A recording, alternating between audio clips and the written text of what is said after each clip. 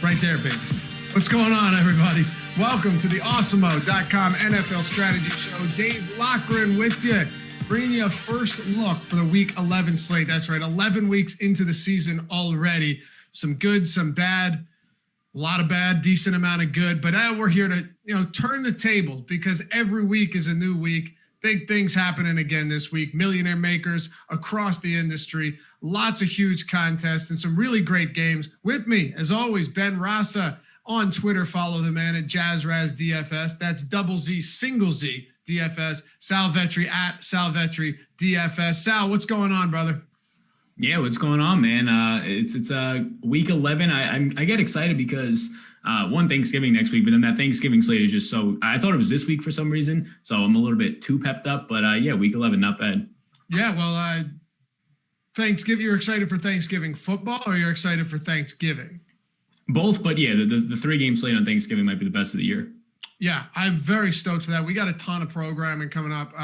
Yeah, but you got. Are you doing anything for Thanksgiving?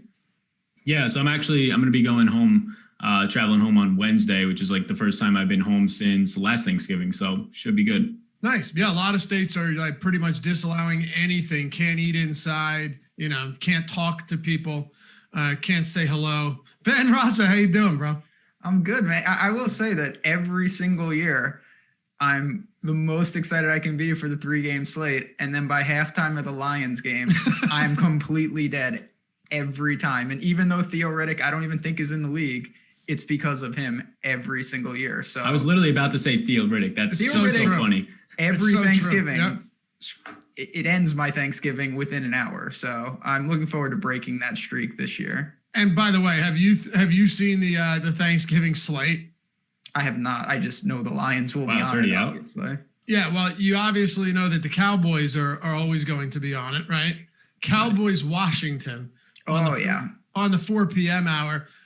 We kick it off at 12:30 Eastern with the Texans and Lions. That could actually be a decent game. I'm not totally opposed to that. I don't really care if it's a good game from a viewing experience. If there's fantasy value, I don't know, Sal, how many times have we seen really bad games on paper turn out to be good outside of last night, which was an absolute travesty and a disgrace to the National Football League in general? Yeah, last night was just rough all across the board. But yeah, I mean, I think any type of games on Thursday are going to be fun. The amount of prize pools that'll be in just so many different contests are going to keep it entertaining. Even if you want to play these second half showdowns, if you're in a state where that's going to be legal, there's going to be a lot of ways to just always re-up if you're already out of it by the first quarter. Yeah. And then Baltimore, Pittsburgh for the late hammer, which is pretty exciting. So Anyway, we've got a good amount of games to touch on for this week. 11. We've seen 11 games, I think, for like 4 straight weeks now, which is perfect. 10, 11 games. Ben, I know you feel the same way. We had 11 for week 10. And man, when I say the chalk busted almost uniformly across the board, from Aaron Jones to, Devontae Adams almost had 20, but that's not going to get it done at 9K. Mike Davis, Tyler Lockett, Duke Johnson, just through and through. It was a really, really rough week for the high-owned players. No doubt about it. I like weeks like that. I like when it's low scoring. I feel like I just generally do better. And I actually did all right. I was disappointed after the one. Now, it was weird because there were 6 games left, but I had some really good teams that survived the 1 p.m. slate. Ronald Jones, somehow, he could have had like 40. He had a 100-yard touchdown run, and then he missed a couple. Brady snuck one in. So it was a weird slate, and then obviously the DeAndre Hopkins to end the slate changed everything right at the end there. All right. Well, Sal, how'd this week go for you? Did you have enough DeAndre Hopkins to bank that? Oh my God, that last-second Hail Mary touchdown, which followed a Stephon Diggs crazy touchdown near the pylon. Seattle, Jared Goff threw for almost 300 yards in the first half, and then finished with 0 touchdowns. It was just such a wild week. Yeah, it came down to the fourth quarters of every single one of those last games for me. I had 100% Mike Davis and 48% Duke Johnson. So I was just sitting there thinking that this is going to be a 0% week, get nothing back. And I'm pretty sure it was close to that starting at the second games. But then the fourth quarter, you had like a Herbert to Keenan Allen touchdown, which I had a good amount of both of them, helped a little. The Hopkins and Diggs helped in those stacks. And then Chase Claypool was like the one-off that I had a good amount of, and he had like the 2 fourth-quarter touchdowns. So I pulled, I think, 400 in profit on a week where I thought it was going to be $0. So I was happy to get back like 50%. So those last like 20 minutes of real time on Sunday at 4:00 just changed everything from like 5 different touchdowns. A win is a win. The Hopkins touchdown killed me, to be honest. Same. Would you say, Ben? Same. Not ideal. Yeah, that hurt me quite a bit. I was sitting pretty nice and got knocked out of a lot on that DeAndre Hopkins touchdown. But I will say this much, Ben, before we get into week 11, Deontay Johnson just continuously, when healthy, gets overlooked and disrespected in the DFS space. And once again this week, I guess we can make the transition now. He's still sub 6K against the Jacksonville Jaguars. Yeah, I mean, you're a broken record in a good way with this guy. You've stated basically every week when he's healthy, the targets are there and the price is not. So he's one of the many guys to get to. It's an interesting slate, starting with Kyler's not here. And that's going to change, starting in the season. I didn't think that would matter. Obviously right now that changes the entire slate in itself. Lamar is back on top of the QB pricing, which is something certainly not warranted based on his play, but it's just who we have available. No Mahomes, no Kyler Murray. So just a different look right off the bat. All right. Well, Ben, sticking with you here, starting with the quarterback position. Oh, you know what? I almost forgot. Appreciate all you guys being with us. Yeah, you can't start the show without this. You haven't done so yet. Hit that thumbs up. But really the most important thing, it's great for us. It's great for you. Is hit that subscribe button. If you haven't done so yet, hit subscribe to the channel. It's entirely free. And if you hate it, all you have to do is click unsubscribe. But if you do appreciate the work we do here, you appreciate the free content and everything we put into it each day, the easiest way to help support us is by hitting that subscribe button. And so, the channel or the shows on the channel will pop up on your browse feature. They'll be more accessible to you. You'll know when we're going live. If you want to hit the notification bell, you can do that as well. But more importantly, subscribe to the channel, hit that thumbs up. Let's get started. So Lamar Jackson at 7,300, coming off a decent game, but it has not been the same year for him. And he actually said on the Rich Eisen podcast before this past game that he routinely hears players on the opposing team's defense calling out their plays, and just right there admitted to the world that teams know what plays they're running. And that's not great. And I can't imagine it doesn't have some influence on the way he's played this season, Ben. So of the most expensive guys, there aren't a ton of fantastic spots, but there are a few I like. Let's start with Lamar Jackson. Just get your overall view on him against the Titans defense that has given up pretty big games to opposing quarterbacks this season. It's certainly not. I mean, the Ravens are not the same team. I think we all can see that, but I either overrate them or think they're going to be just fine. I mean, they played in an absolute monsoon against New England. Did you see that final drive? I mean, it was just, I didn't see it because you literally couldn't see. It was unbelievable. I thought they were going to, I know you really can't just like stop a game. I thought they might just stop it. I feel like if the third quarter just started, they might have postponed it. But yeah, there's only like 30 seconds. Final drive. What are you supposed to do? Yeah, fair point. It's been tough for him. Like I said, you go there. Before that, he was at the Colts, not an easy matchup. The Steelers, where he was terrible. He fumbled twice, threw a pair of picks, but they were in these games. And now, then dating back, obviously, we go to the Eagles, where he was really good. So I'm comfortable with Lamar. I think pricing is going to be softer naturally. It's not like he's 8,000. It's a fine price. You've got Big Ben against Jacksonville, which, of course, he's going to get it done in a different way. What we're doing with Lamar, we're banking that on this slate without Kyler, he can separate basically from everyone, maybe Cam a little different, but his rushing upside is unmatched of what we have available. Yeah, you're right. With Kyler Murray off the slate, it does make a difference. Sal, I'm going 60, 65 and up here. Lamar Jackson against Tennessee. I'm not huge on Rodgers this week in Indianapolis. Maybe you have a different opinion there, but you're paying a big premium there. Justin Herbert against the New York Jets in LA, 6,800. And then Roethlisberger, as Ben just mentioned, is at Jacksonville at 6,700, coming off clearly the best game we've seen him play this season. So while there are a few guys that aren't great, of course, Drew Brees is in that mix as well. He's expected to be out at least 3 or 4 weeks. And then Deshaun Watson at home against the Patriots. I do think you can get to a couple guys here that make for pretty interesting tournament or even cash plays.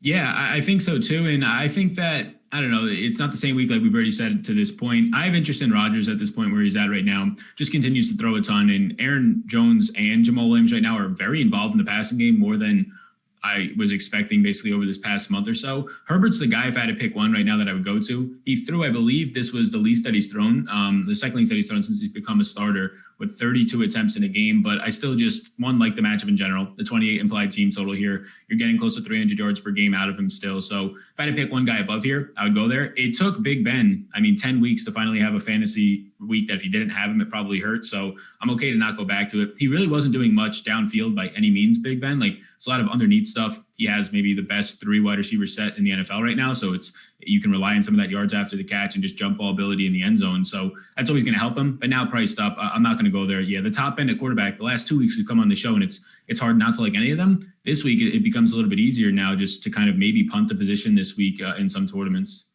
What about you, Ben, outside of Lamar, Herbert, Roethlisberger, Watson? Again, Breeze is out. Do you like some of these top tier guys?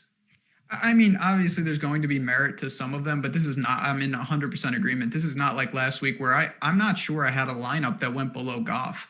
I paid up for 3 or 4 top end quarterbacks here. I'm going to have guys all the way down the list as we work down. So I get the merit to going to Rodgers in a dome. Herbert, the one thing I'll say, and listen, it's the Chargers, so I don't believe in them at all, but this is the first time in theory he really could have a game script that would work against him late where they're running the ball. They're a 9-point favorite at home against the Jets. So I worry a little about he's going to be more efficient, but the volume may be down.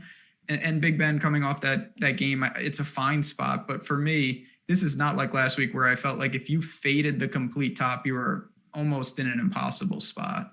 Well, one of the things too, Sal, based on what Ben was just saying is, while I think DraftKings has done a better job with backup running backs this week and last week, look at some of the prices. Look at Latavius Murray's price point, right?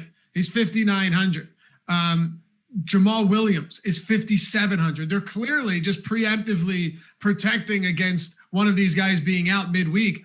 One area that hasn't happened, at least I don't think so, in a matchup at home at the Dome against Atlanta is Jameis Winston. He's sub 6K. And well, I know that I know that Peyton hadn't revealed or said he won't reveal a starting quarterback until later in the week, knowing that Breeze with those ribs is out 2 to 3 weeks, could be more. But if Winston starts at 5,900 against the Falcons, how is he not just mega chalk at quarterback? Yeah, the question becomes, depending on how many lineups you're playing, do you just lock him in at this point? He's $5,900. Atlanta gives up the most yards per play in the NFL right now, 6.5 per play. Jameis last year, sure, there's ways that he can blow up. He doesn't have the exact same weapons, but he's going to sling it. And this makes for just the first time all year that you can maybe feel good playing Michael Thomas. He's finally healthy to an extent. So, yeah, maybe it hurts Alvin Kamara. Jameis, to me right now, looks like the best quarterback play point per dollar wise on the slate, depending on which site you're looking at. It doesn't really matter. He's looking great everywhere. He's one of 3 guys that I have as a yes right now. And the other guys are like Rodgers and Herbert at their price tag. So I think Jameis is, for me early on, the best quarterback play. I think so too. One guy that does stand out to me, Ben, would be Tua. Not because I'm particularly excited about him at all. He hasn't attempted 30 passes in any of his starts this year, but he is basically the same price. So more or less, it's not that I like him, but early in the week, it's interesting to look at some potential pivots. And I don't mind going down, with Jameis at 5,900, we already hit on everyone above 65. Is there anyone within that $500-$600 price range that works as a viable pivot? If Sean Payton does give Winston the nod and he is chalk, which if he starts, I can't imagine any way he won't be the most popular quarterback by a mile. I think that there's a couple guys. I think Cam Newton is sneaky just because he does it differently. He gets a Houston team that I feel pretty comfortable if the Patriots are ever going to have a big time week, it could be against them. Now they just play so methodical. It's tough, but he has the best TD equity on the ground of any quarterback, and that can really help. He's not going to have 100 yards, but he could find himself in the end zone a couple of times. Looking down, I want to say Wentz, but I honestly can't. I think can't do it. It's tough. I'd rather say Burrow, I think, at this point, going against Washington. The Bengals are a mixed bag. They had a tough time, but it's against Pittsburgh. This is just a different situation. He's almost a lock to drop back 35, 40 times minimum. So when you're getting that type of volume, 5,500, I think there's a lot of ways you get there with him. It's better than the Carson Wentz thing. No. The Carson Wentz thing. But yes, I'm with you on Burrow. Alex Smith is $5,300. It's just really tough to get there. He's not throwing more than a couple yards downfield, Sal, but he did attempt 55 passes last week, which is pretty insane. But outside of that, yeah, below Winston and above Winston, I don't think there's a ton. The couple guys I had written down, one of them was Joe Burrow. I wrote down Tua just because he's the same price point. If Winston's salary gets exorbitant, then I'm willing to take a look elsewhere, because we know while Winston is someone that can throw for a lot of yards and touchdowns, he didn't look good last week in that second half, and he's had some bad games. Like, it happens. So there are a couple guys that stand out, but not a ton. What about you? Yeah, I mean, like the other guys would be Matt Ryan. It's a decent team total playing as an underdog. Too, yeah. Yeah, the stacks would be direct leverage off of if you're going to get like 15% ownership on Jameis or somewhere around there. So that's probably like my favorite type of pivot at a similar price range. And I'm not going to play him, but I do think that Baker's price is too cheap, because you're going to see this all across the board with the passing game unit of Cleveland. They've probably played in the two worst weather games in back-to-back weeks, and then they had a bye in between there as well. So whatever the DraftKings algorithm is doing, I don't think it's factoring that in. Like, these guys are priced up, and then their team total shot by 6 points, and now they're all getting priced down. Like, Baker's been like 6K all year long. He's 5,400. So more so like his wide receivers, but this sort of starts the trend that Cleveland is going to be probably like $400 to $500 underpriced at every single pass catching position on this slate. Anything else for the quarterback position, Ben, top to bottom? So two quick things. I've seen PJ Walker's name thrown around a little bit, if Bridgewater is hurt. If you're really punting, I get he's 4,800. There's some appeal there. I just don't know exactly what we're going to get.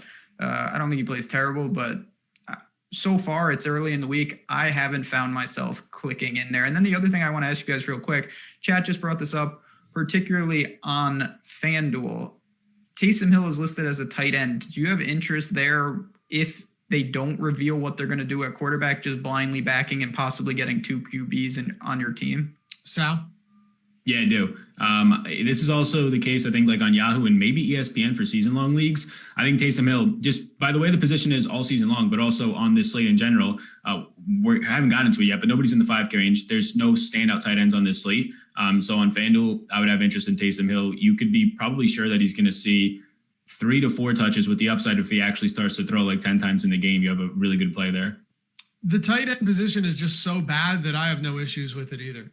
That's really all it comes down to for me, Ben. Yeah, the opportunity cost is minimal, and that's huge. And PJ Walker, in the XFL, he was really fun to watch. The Houston Roughnecks, baby. They won me a lot of money. Yeah. I swear, I'm telling you. I remember you were passing me. I am 100% on board on this. Yeah. I won a lot of money on PJ Walker stacks without Sammy Coates. You can't go Sammy Coates ever. No, not at all. And I'm talking, Ben, just on the sports betting front, the Houston Roughnecks and the St. Louis Battlehawks, baby. Those were the two teams that got us there. The lines were just so exaggerated, and I think the market overreacted so much early on in the season. I missed the XFL. Didn't The Rock buy it? Yeah, it's coming back next year. Well, not this upcoming year. It's coming back April of 2022. I'm stoked about it. If you guys didn't get into it, I promise you, it was a lot of fun. But the reason I bring that up is he did have a couple games where he can use his legs a little bit. 26 rushing yards, 27, 34, 17. Nothing extraordinary at all. But if the guy does start, you might see them, they might draw up some plays where they get him moving his feet and not lean on him as a passer. But I don't know, Ben, at 4,800, I suppose maybe there's some value there. But the way that scoring has gone this season, it's very hard to win tournaments with like 17 from your quarterback anymore. Yeah, and just to further that point, Sal has already talked about, this is not like last week where it's like, if you want to do something different, this is the only viable punt. There's a bunch of guys that are $500, $600, $700 more than him that we've seen for seasons upon seasons get it done. So it's not like you have to punt with him. You can punt with a variety of options that makes his path even more difficult.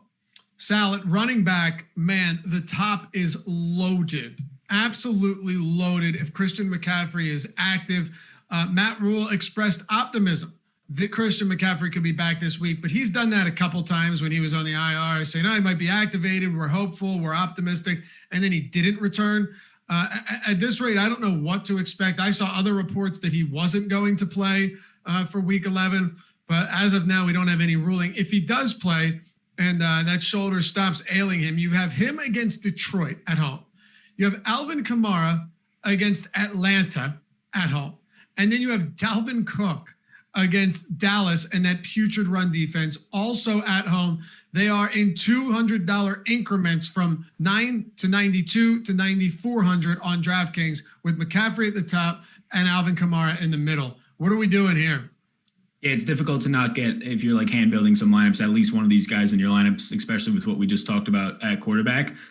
Yeah, I mean, right away, the best play to me looks like Dalvin Cook, 9.5-point favorite against Dallas here, comes in at $9,000, would be the only person I would say that has no questions, goes for 100 total yards against the Bears. First half didn't look like it was going to be great. Then almost goes for just 100 yards on the ground alone, finishes, I think, with 96 last night. So McCaffrey has the question marks on his health. Kamara has question marks in terms of Drew Brees, the guy who checks it down more than any other quarterback, maybe in NFL history, to his running backs, is not going to be out there. How does that affect his game? Jameis never really had a pass-catching running back to throw to all that much, so it's really tough to give a 25% target share to Alvin Kamara in this game. So, yeah, Cook at $9,000 looks the best. I also think that means it'll probably come in with 25% ownership by the end of the week or somewhere around there. But if I had to pick one guy early in the week to kind of hang my hat on, it would be Dalvin Cook.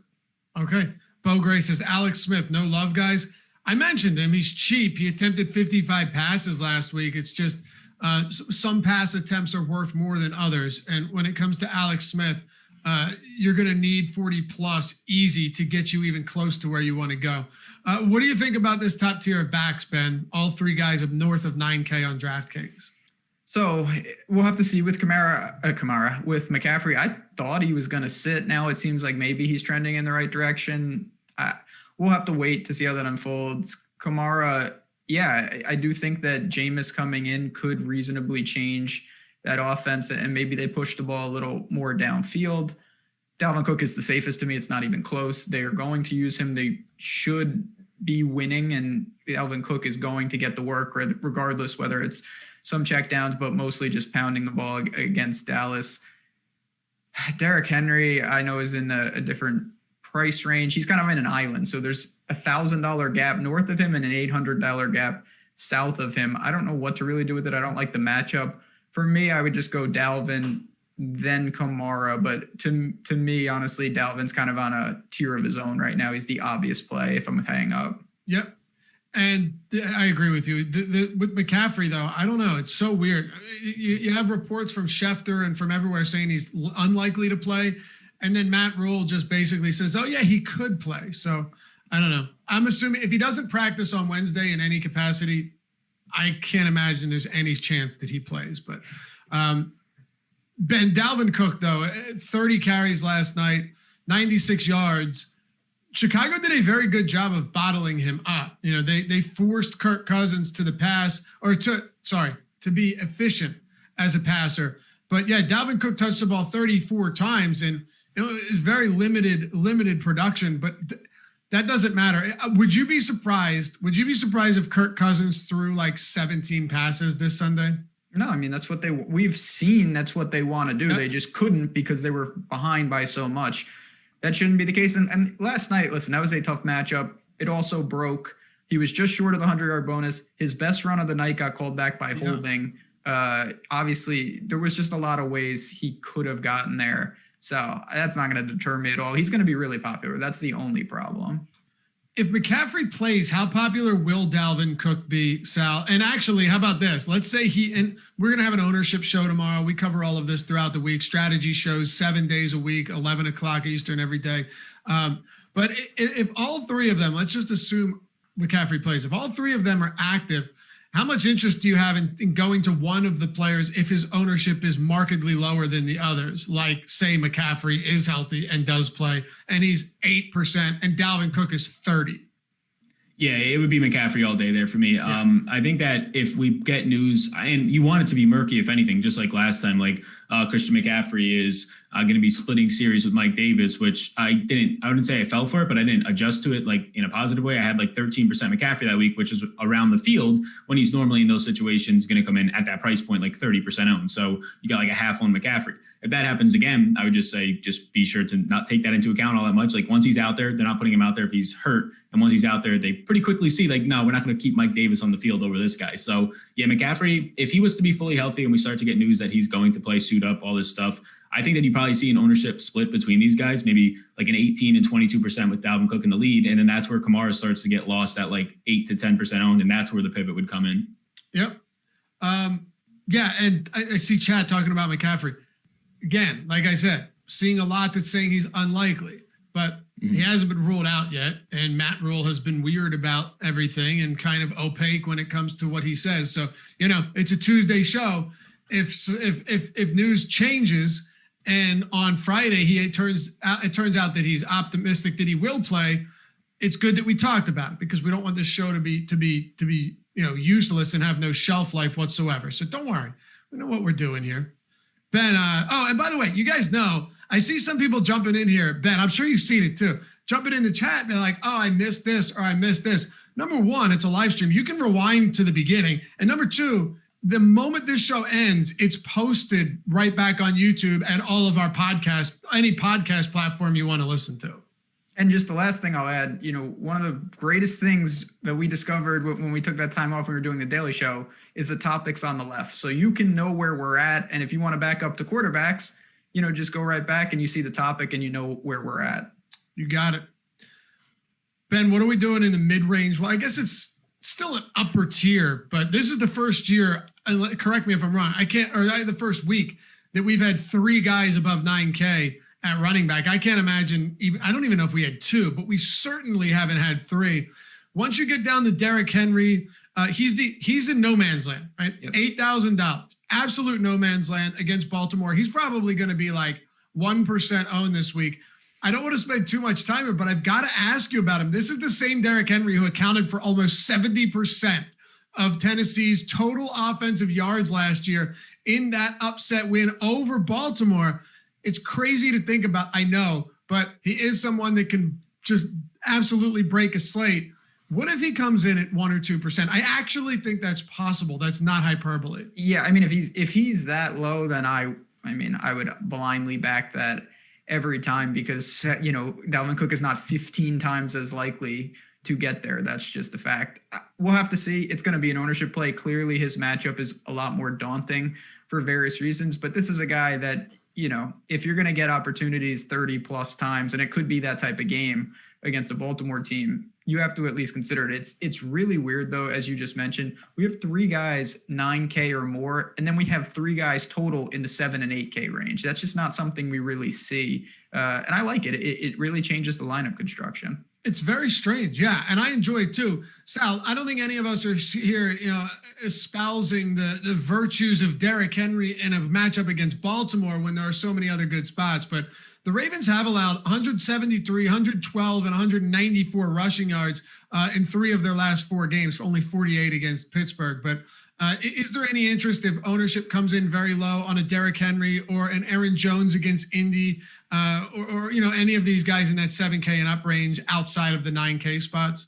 Yeah, I mean, I might be the guy then who just disparages the virtues of Derrick Henry a little bit. I don't know if he's been good this year. I don't think he has. Fantasy points per game wise, he'll get there based on the volumes. And that one massive game, he scores 40 plus fantasy points when so many running backs are hurt. So it's just going to inflate him. But he's like outside the top 20 in yards per touch. He's 30th right now in yards per touch. He's relying on volume. And he's had his 3 good games this year, like the only good games, against 3 bottom 5 run defenses. Everything else, he's been bad. And in these game flows, he doesn't look good at all because he comes off the field. Even in the playoffs last year, he comes off the field. So, I mean, this is just queuing it up for somebody to clip this for when he smashes 40 points this week. But yeah, I mean, if he's 1% owned, that's like a single entry pivot for me, or 3 max, something like that. But if he comes in where I think probably like 8, 9% on something like that, if Kamara is going to be like 12, 13% on that, I'm just going to go all the way to that pivot. But yeah, I probably won't get much Derrick Henry. Aaron Jones is fine. Like you start to get to a dead range and sort of like the bottom of the 6K range, you have to kind of load up in this range. So Jones is somebody that at 7,200, Colts defense has been good. Their run defense has been surprisingly good. They limited Henry this past week, I believe in the Thursday night football game. So I'm okay with Jones. He's come back now after the injury and seeing the usage that I think people wanted to see more this past week with Jamal Williams being out there, but he still was seeing the usage, especially in the passing game. So almost 6 targets per game at this point for Aaron Jones very quietly. Yeah, I like him at 7,200. Ben, what are we doing outside of that? You get to, this is where it starts to get interesting, right? Miles Sanders against Cleveland, 6,900. It's such a shame. The guy has been so unbelievably efficient, and Doug Peterson, it's not like Doug Peterson wants to give the ball to Boston Scott, right? That's not happening. Boston Scott, by the way, they priced him up. He had that 156-yard touchdown run, but he only touched the ball 3 times on the ground. Miles Sanders, and I said all offseason, like, he's going to be the number 1 guy when he's healthy. It's just a matter of whether or not they'll abandon the run. One thing we know about him, and I know you mentioned it on Sunday's show, that he has that breakaway ability, and we've seen it, right? He had back-to-back games with a 74-yard run. Last week, he averaged almost 6 yards per attempt.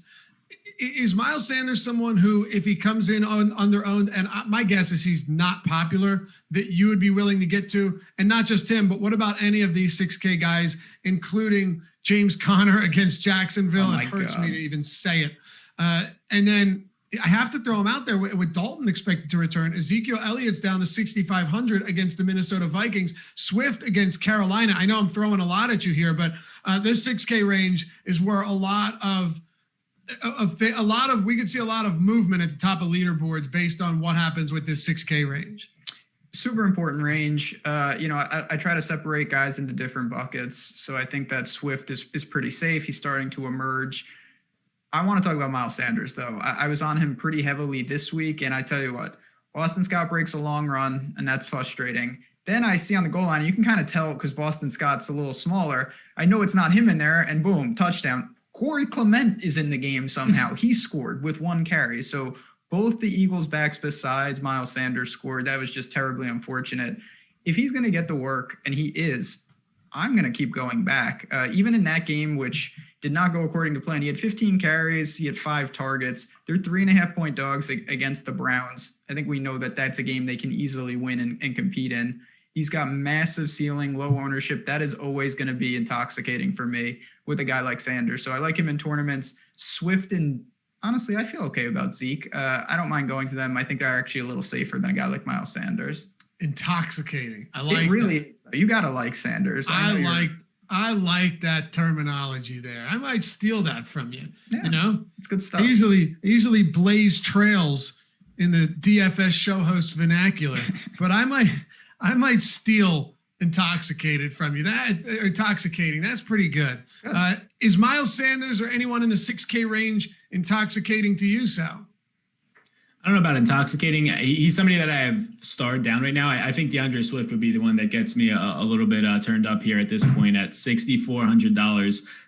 Look, they named the starter last week. He ends up seeing another 20-plus point week. So I like Swift a lot in this point. I'm hoping he doesn't become chalk because it becomes, in my opinion, a dead range after this for like $1,000 after the Swift price tag for the most part. Swift, Elliott, and Connor in that range right there is where I have guys start. I'm okay to go back to Connor as bad as he's been the last couple of weeks. And if Swift being good, now being the starter these last 2, 3 weeks, 4 weeks, really, if he's going to pull some ownership away, you probably get nothing on Connor and Zeke, where maybe that's where you get some ownership discount if you're going to play like a chalky Dalvin Cook. So those 3 guys in that order, I'd rank it right now for me, probably Swift, Connor, and Zeke. Okay, good stuff. Will McNeil says, Miles Sanders is so overrated. I don't know what people like about him. I can tell you what I like about him. He's averaging 6 yards per attempt this year. That's pretty good. And yeah, you can say, well, what about all those long runs? I don't care. You know, Jamal Charles didn't get to his career 5+ yards per attempt without breaking off some really big runs. It happens. Barry Sanders has more negative rushing plays than any running back ever. But he broke off a ton of long runs, and, you know, many consider him the best to ever play the game at the running back position. Sal, what are you doing below 6K in the 5K range? Anything you like here? Yeah, I think there's some names. It's a really steep drop from probably like Swift's price point of 6,400 to the bottom 5K range. I mean, we have Duke Johnson there again.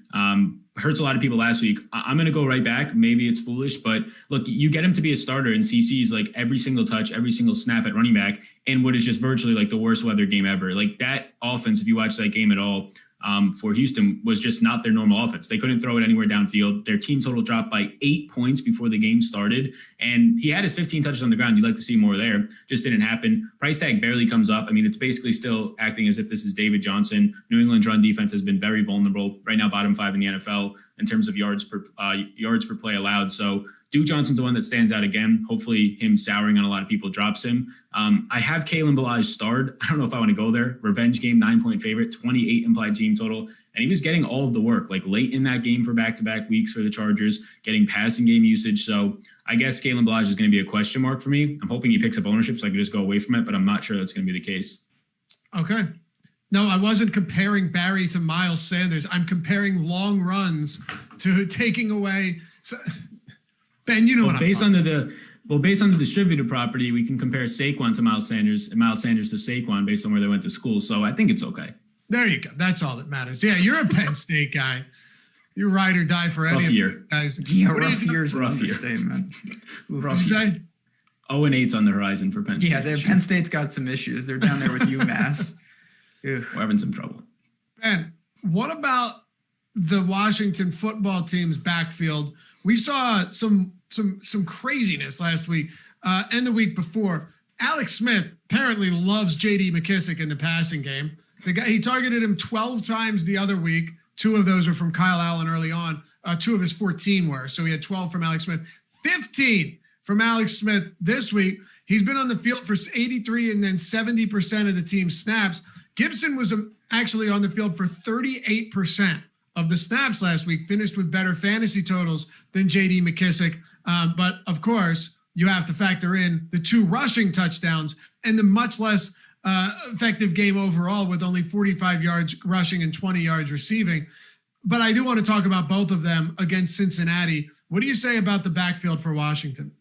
It's a tricky situation. So if Alex Smith is going to throw the ball that much, obviously he's down there with Drew Brees in the check down department. He can't get the ball as downfield as often as he would probably like. So McKissick benefits. Ironically, the one play that I saw in that game where McKissick was wide open for a touchdown, Alex Smith didn't go there, which is neither here nor there. So they're interesting. They obviously cannibalize each other, as we saw last week, where it was on the verge. One of them could have had a monster game, and both of them ended up just pretty effective. Price tag seems reasonable. My biggest problem is I don't really have a great read on this game. They're a 1.5-point favorite at home, and I do think that game script is crucial to both of these guys' successes. So unless you have a read on the game itself, it's a really tough spot to back one of them because I think they're game flow dependent. You like anything else from a value perspective? I mean, we kind of already talked about, I think you have to consider Ballage.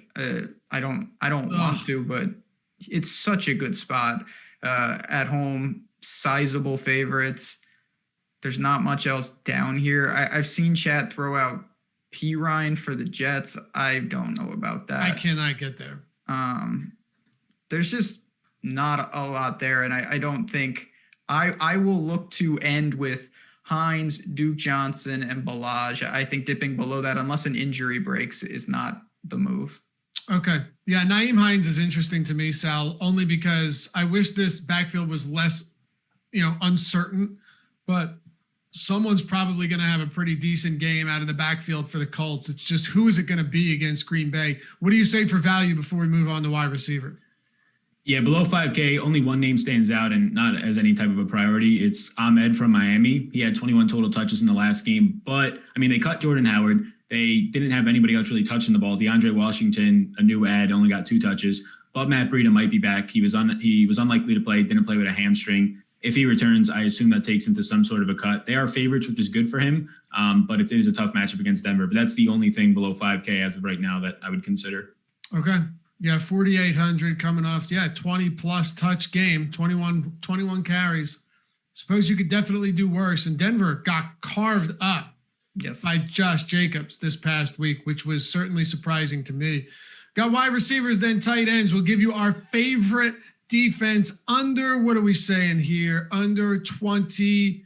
We'll go under 2,800 or 2,800 or lower. for this week once we get there. Before we do, guys, if you haven't checked out Awesemo.com, go to Awesemo.com/join and check out everything we've got to offer, from $3.95 Express Pass, which gets you all of the Showdown content on top of the Express lineup builder, Express Top Stacks tool, the rankings, and a whole lot more. It's really the best bang for your buck you're going to get if you're working with a budget, especially with these millionaire maker showdown slates happening more than once a week. It's absurd.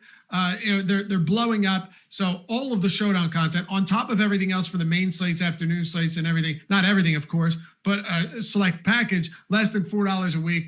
You can get the Awesemo Plus Platinum, where you get every single sport. All of our ownership, all of our projections, all of our top stack tools, top player, top golfer tools for all of the sports. If there are contests on DraftKings, FanDuel, you name it, we have content for it. That's at Awesemo.com/join. All of the tools built by, you ready for this, Jenkins? The #1 DFS player in the world. And he uses them and we use them. And that's just, the way it goes. So check it out, Awesemo.com/join. And be sure to join the premium Slack chat when you do. If you have any questions, hit us up, support@Awesemo.com. You can DM me at Laffy_D on Twitter, and I'll try and get you squared away. But there's something for everyone, whether it be the Express, whether it be an NFL weekly, all access weekly, monthly, annual, no matter what budget you're on, we've got you covered. We'd love to have you we'd love to have you come join the Awesemo community. It's a good one. And, time to start winning some money.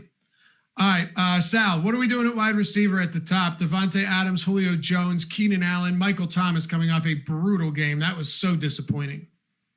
Yeah, they look great, but it's going to be a broken record for me. It's just still Devontae Adams, price point down.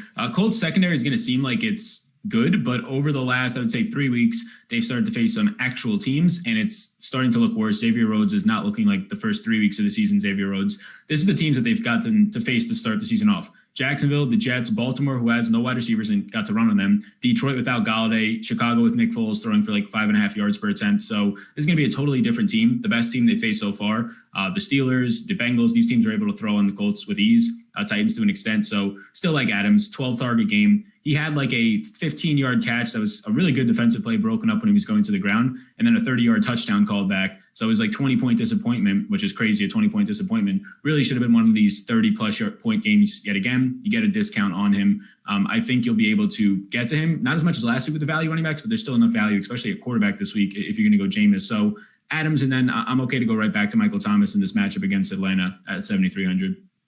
Yeah, Ben, what about you here at the top? A lot of great names. And Michael Thomas was so disappointing last week, but Devontae Adams, as Sal mentioned, 8,600. He's come down $400. It's going to be tough though. Like I'm trying to stay realistic here. If you're playing Dalvin Cook or Kamara or one of these guys and you play Adams as well, it's going to be tough. You're going to end up with Ahmed or with Hines or with some really cheap options trying to get the rest of your lineup squared away. Oh, for sure. Last week, Mike Davis and Duke, there was so much value. Everyone got the luxury of basically playing whoever they wanted. Now, that didn't work for a variety of reasons, but this week it could be a little more difficult. Adams is still by far the safest. I know he's on a pricing island, but he's going to get double-digit targets. They're indoors, so there will be no weather. And I do think that that's something, we didn't really talk about this. As we look, the totals across the league are dropping. And part of it's because we're getting into winter and there's wind and it's cold. So teams that are in domes and games that are in domes will become that much more important. I think you can go back to Michael Thomas. He killed me last week on some lineups, but with Jameis back there, this could be the change of pace that they need. I'd be lying if I said I felt confident in it, but he's someone that I think at that price point, we still have to buy a little.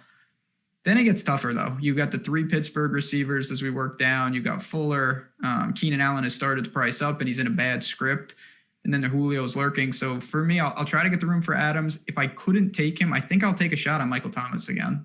Okay. Yeah, I probably will too. My guess is if Winston is confirmed starter, then Thomas probably ends up being chalky just by default, but maybe not. I don't know. Sal, we opened with this at the top of the show. Deontay Johnson is still below 6K. He played 86% of snaps in back-to-back weeks. He's going to be on the field. Like, we don't even have to really look at those numbers. He's going to be out there if he's not hurt. And a lot of people fade guys because they're worried about injury. I think that's a bad way to go about it. If someone gets hurt, fine. But how many guys that haven't been hurt all season get injured in a game? It's really no different. Might seem different, but it's really not that much different. The whole injury proneness thing is a little bit overblown. What are your thoughts on the Pittsburgh Steelers wide receivers this week? Yeah, it's similar to last week, and maybe I should just adjust based on last week, where I really like Claypool last week. His price point's up, and I really like him yet again. Another double-digit target game. It's gone 9, 13, and 10 targets for him in each of his last 3 games, and he's basically just a bully out there, especially when they get into the red zone. So I like Claypool again, and I like Deontay. So last week I said that and didn't get to any Big Ben. And you really didn't need to the first 9 weeks of the season, but maybe it's something to adjust, although his price point's now up. And yeah, Deontay Johnson's also great. More double-digit targets. Every single game that he's played from start to finish, you've seen double-digit targets. And it's almost shocking because he's averaging, it's 5.4 yards per target this year, meaning his ADOT is just insanely low, which is like outside the top 100. But he's picking up these 100-yard games. I mean, he's doing it yards after the catch for the most part. So yeah, Big Ben's not throwing downfield. So he's been able to just do a lot of it on his own. Everybody was jumping up and down for him in like May, June, July, like this preseason as a sleeper that became like one of the most obvious plays. He was like he was the biggest. He was the most hyped. Sorry to cut you off, but he was in season long. I remember listening to Sirius, being on Sirius. The most hyped up value pick was probably Deontay Johnson all summer long. Yeah, 100%. And I mean, everybody was right about it when the guy's on the field and healthy, but maybe it's because of the injuries to an extent. Like he was 4,200 week 1, he was chalky, injuries hit, and now people just don't go back to him. Could be a stacking reason too with Big Ben. But yeah, Claypool and Deontay Johnson kind of sandwiched in between Jefferson and this next year are like the wide receivers that I gravitate towards the most. I might have to get the small amounts of Big Ben this week just because of how much I like those guys. Man, I'm looking now at Deontay Johnson because like Chris Godwin is someone. It's hard not to like him, at least before all of this mess with Antonio Brown and everything coming to the team, but is very capable of giving you monster yards after the catch, Ben. And Deontay Johnson, as Sal pointed out, has done an outstanding job of racking up yards after the catch this season. He's played like 2 fewer games than most players, and he's 11th in yards after the catch. Yards after catch per reception is up around 7, which is also a great number. If you were to filter this on Pro Football Focus for guys who are actually getting targets, right, and not just like the random guy that has 5 targets on the year, Deontay Johnson is one of the best in all of those respective categories. So he finds ways to get it done. What are your thoughts here to elaborate a little bit more on some value? A lot of 5K guys. I mean, a lot of guys priced in the 5K range this week. I will just say quickly on the Steelers, for me, it's going to be an ownership game because I think everybody, and rightfully so, Deontay Johnson's great. Like Juju's also getting a ton of looks. And I know it hasn't been the best year for him, but it's only a $500 difference. So if you're telling me he's half of the ownership, a third of the ownership or something like that, I will gladly one off with Juju. And I think it's pretty close between which one of these guys gets there. But working down a little, Sal mentioned this earlier, it's a little scary because he's been hurt as well, but I think Jarvis Landry at 55 is interesting. I like Sanders on the other side. The weather has been atrocious. It's just a low price for a guy that should be really involved, especially if they fall behind. So you've got him, you've got Cooks is kind of interesting. God, I can't get DJ Moore right, so I'm not even going to pretend to. Tyler Boyd would be the other one that stands out, but I'm really taking a close look at Jarvis Landry this week. I really did like DJ Moore this week, just trying to get away from the Davis chalk in some lineups. I still had mostly Davis, but in the lineups I didn't. It was some DJ Moore, and obviously tried to stack Tampa Bay. So tough to get that right. Didn't have nearly as much Ronald Jones as I would have liked, but like Brandon Cooks, 5,200. He's been the most targeted player on this team, Sal. And Will Fuller, meanwhile, is still $1,000 more expensive than him. I don't think this is a great matchup, but if you are looking at some cheap guys, I just, at this point, Brandon Cooks, if he's going to be $1,000+ cheaper than Fuller every week, it's pretty wild. And I don't see any reason to get away from that in at least respectable matchups. I don't know what Gilmore's status is going to be, though, and who he would be on. What are you doing in the value spot before we talk tight ends?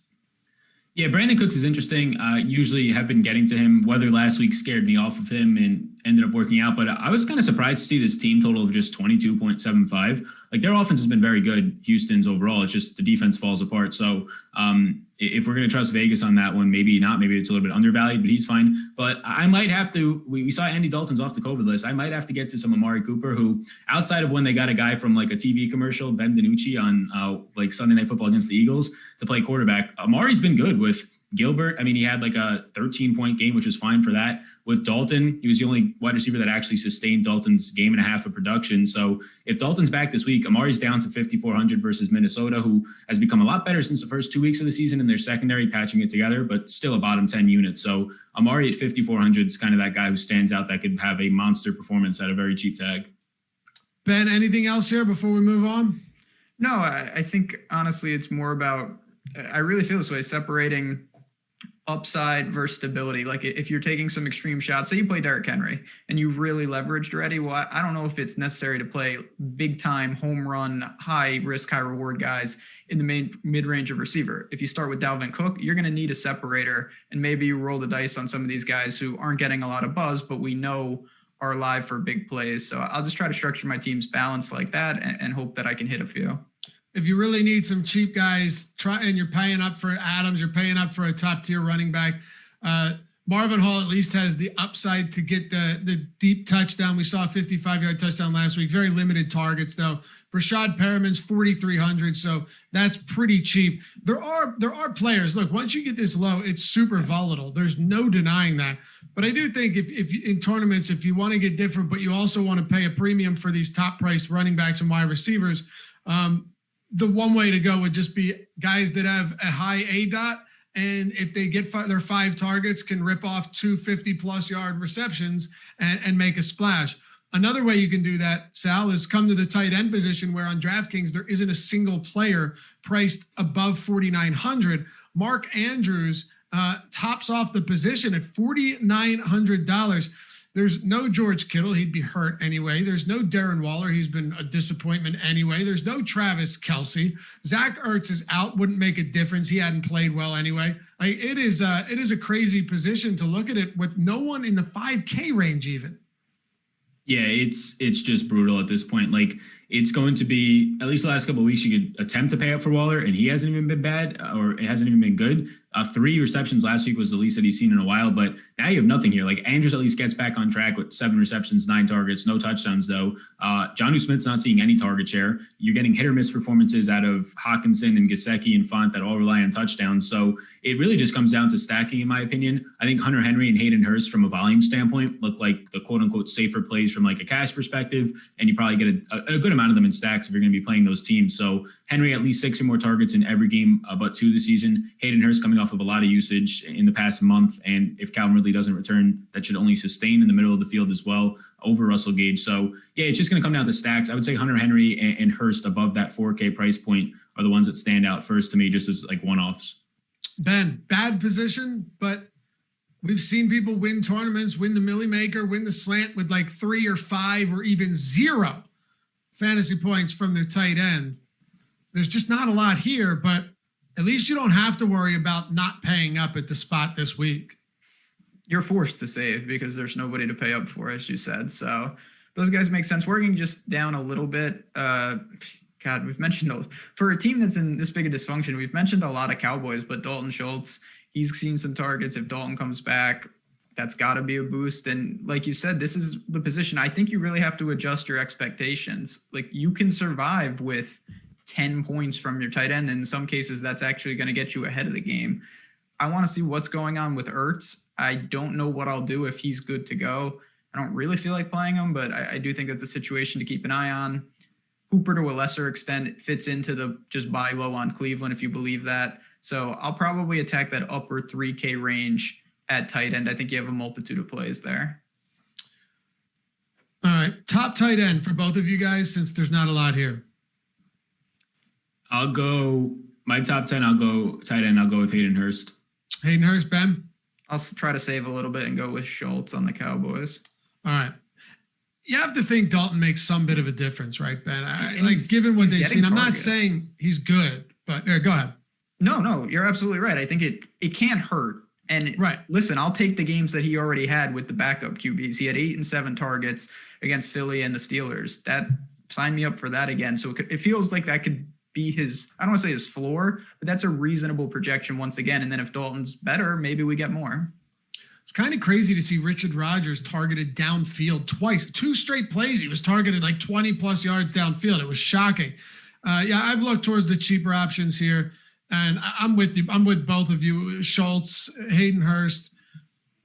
I just honestly don't even know if you can go wrong here. You just kind of close your eyes, pick somebody, hope they give you 7 fantasy points, and nobody goes off with 3 receptions for 2 touchdowns, which we've seen all too often. All right, boys, let's close this one out. We've gotten through every position. And again, remember, you can listen to this on the podcast platform, all of them, all our shows with the shelf life, right? Not the live before locks, not the Sunday morning ones, but everything with a shelf life that you can listen to throughout the week. Definitely check it out in podcast form if you want to. Remember, just replay all of these. If you're jumping in late, you can start from the beginning or check it out on YouTube as well once it drops and once this is over. Sal, your favorite defense under 2,800 or lower? Yeah, so I mean, the play this week is to play Jameson and stack him with the Falcons defense. At 2,300, I'm going to play the Falcons defense. You know what? I don't disagree with that whatsoever. What about you, Ben? I'll go to this sounds real good. Team's coming off a nice -4 point result against the Raiders, but I think the Broncos at home. Tua, listen, he's looked good, but I want to see what happens if he gets pushed a little bit. If Locke can avoid the turnovers and the Broncos can I want to see the Dolphins drive up and down the field. So I think they can get some pressure. 2,400 coming off the -4. It's got to be better than that. Carolina's defense actually hasn't been terrible this year. Last week was pretty rough, but if I have to go somewhere and I can't take either of the options that you guys just had, I think it's reasonable to go with Carolina against Detroit. Not the most imposing offense. And quite frankly, outside of the run D, Carolina's done a decent job with those young guys of staying, at least formidable enough to give opponents some trouble. That'll do it for us.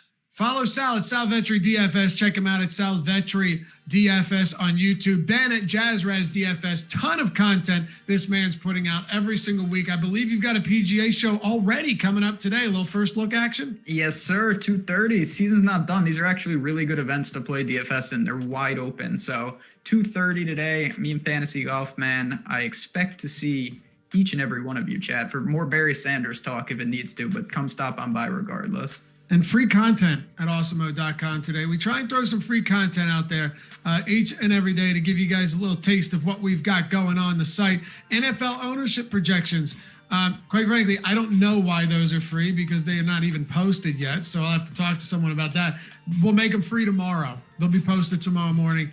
And PGA player projections, both of them free at awesemo.com. Give it a gander. Check it out. Poke around a little bit. I think you'll want to stick around. Thanks for watching, guys. We'll be back with you tomorrow. Matt Kajeski, Kyle Dvorak, and myself. Thursday, Matt Savoca will be breaking it all down. Matchups, long show. Friday, Alex Baker, Josh Engelman. Saturday, Greg Ehrenberg. And then Sunday, it is the big 4-hour marathon show from 9 Eastern all the way up to 1 p.m. You're watching Awesemo.com strategy show. Thanks, guys. We'll see you soon.